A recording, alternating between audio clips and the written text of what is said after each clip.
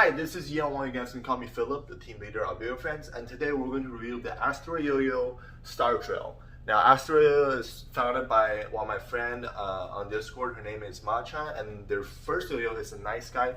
This is their second yo-yo, all competition yo-yo, no BS, just full-on rim weight, bimetal 7068. Yeah, so it's like their take on a full competition medal, just like the Yo Friends Paragon and our past Hummingbird. So, first look at this yo-yo. It's very, very drop pin like. It looks like a drop pin. It feels like a drop pin. It actually plays like a drop pin. But some differences. First of all, like the diameter. I remember drop pin is 57. This is 56.5. So fairly on the full size. Like I think modern the diameter gets a little bit smaller. So this is like a full size in competition wise for diameter. And the width is 45, which is around average in the modern size competition yo-yo scene, since the modern yo keeps getting wider and wider. So 45 is like in that middle spot. So very, very full size competition spec. Catch zone is pretty great, and you got this, full SS rings, probably super heavy. I don't know, probably 18 to 20 plus grams. I don't know the exact numbers, but they feel like they're like 18 to 20 plus grams. So. Also, the ring is vertically mounted like this way. Kind of reminds me of a drop pin, how like the ring is this way also. And also the response bump, it's just, not the response bump, the cup bump is just directly on top of the axle. This enables it to have a 10mm axle to prevent, stripping, have a better durability, and 7068, that's already adding durability on top of it. So that's very good. This actually makes it like pushing the weight out even more actually, without sacrificing, like we're adding any more materials in the center. And yeah, it just overall looks like a very mean competition. The response bump in the middle reminds me of a flashback. So you got that little bump right here, to prevent, I would say, snag for better horizontal, and then just have that wall run it off. So it's like a smoother experience when you're doing rejections and snags and stuff. Alright, so I'll have the spec of the yo-yo here. Alright, so smoothness is just being passed around 4 to 5 people, and now to me. So I don't really test that, but as it is, it's like a 9 to 9.5. But once again, this is being passed around by 4 to 5 people. So I can't really, this is just a number. But it's very smooth, so that's really good. It's bimetal, very smooth. Power on this yo-yo. So this yo-yo at 63 grams have like the same power as the drop here, and the drop here have different versions, right? There's like 62 grams drop here all the way to like 65 grams drop here. This one is comparable to the drop here I reviewed, which is the 63.5 gram version. It's not non-blasted pink version or the rose gold version. I don't know what that version is.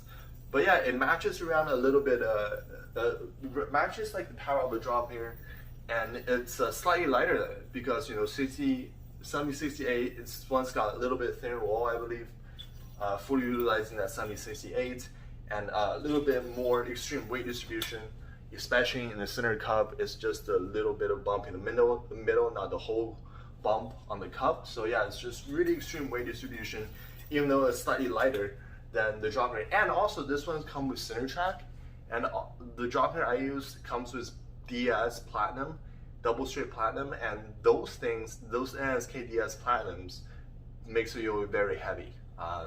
They breaks the yo-yo, brick the yo-yo, and then the yo-yo plays like more heavy, and the bearing itself is 0.3 grams to 0.2 grams. I measured it, heavier than the center track. I use DS myself. I have like a bag full of them. So yeah, very interesting. And this with the center track is matching the power of like around a drop here, which is very, very cool. So like, drop here is one of the most powerful yo-yo at that weight range. So yeah, it's very, very powerful. Lots of rim weight with the SS ring. So stability wise, it's ultra stable. Like I said, drop here like, feels like a drop here, stability plays like a drop here, everything like that. Also kind of reminds me of the flashback in terms of stability. Just tons of it, 9.5 to 10 on stability. No complaints here. It's not gonna leave playing. Yeah, so no problem. Acceleration on this video is very fast. I would say it is slightly below a drop here. I'm not too sure since I haven't played it. It's slightly below a drop here or around the same as a drop here.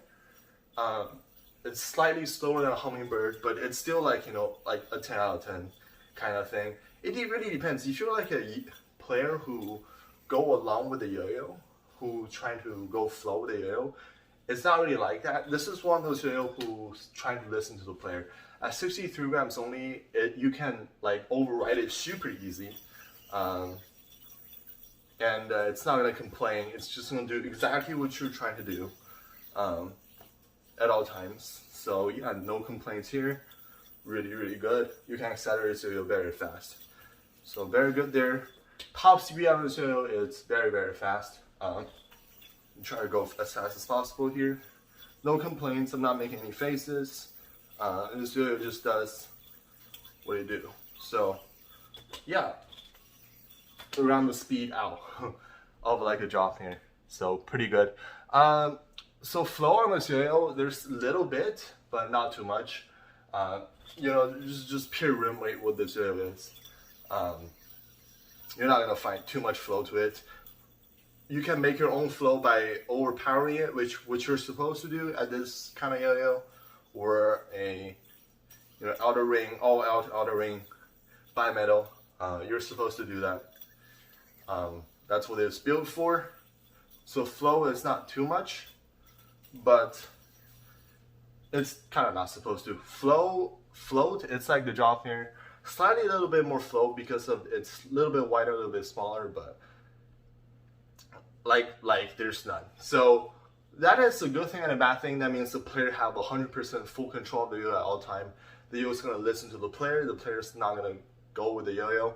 The player will and should override the yo-yo with their power and speed and fully control it 100% of the time.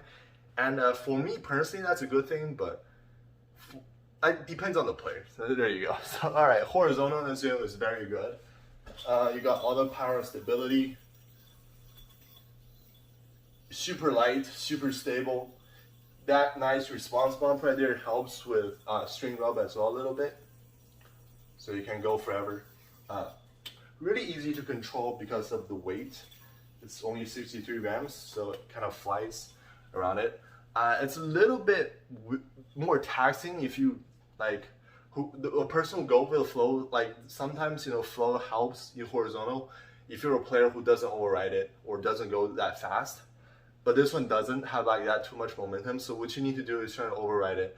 But once you do that, like have full control of it, it's really, really good. Okay, so bind. So bind is really, really tight.